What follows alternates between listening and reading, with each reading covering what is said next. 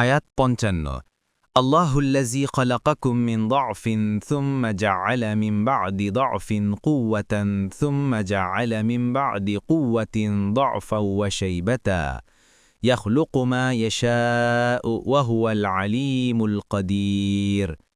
অনুবাদ: আল্লাহ তিনি তোমাদেরকে সৃষ্টি করেন দুর্বলতা থেকে, দুর্বলতার পর তিনি দেন শক্তি, শক্তির পর আবার দেন দুর্বলতা ও বার্ধক্য।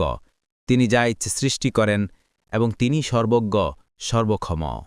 তাফসীর ১ নং ফুটনোটের বিবরণ। কাতাদা বলেন, প্রথম দুর্বলতা হচ্ছে শুক্র, আর শেষ দুর্বলতা হচ্ছে বৃদ্ধ বয়স, যখন তার চুল সাদা হয়ে যেতে থাকে। তাবারি আল্লামা শানকাইতি বলেন, আল্লাহ তাআলা প্রথম দুর্বলতা ও শেষ দুর্বলতা উভয়টির কথাই কোরআনের অন্যত্র বর্ণনা করেছেন।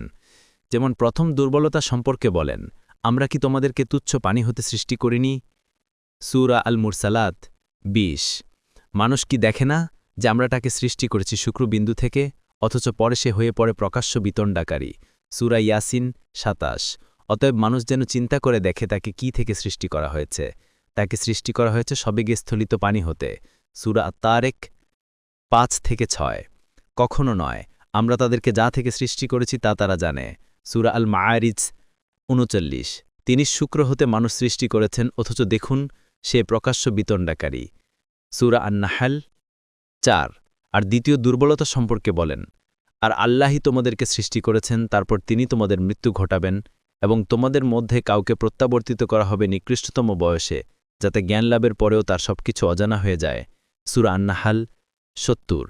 আর আমরা যা ইচ্ছে তা এক নির্দিষ্ট কালের জন্য মাতৃগর্ভে স্থিত রাখি, তারপর আমরা তোমাদেরকে শিশুরূপে বের করি, পরে যাতে তোমরা পরিণত বয়সে উপনীত হও।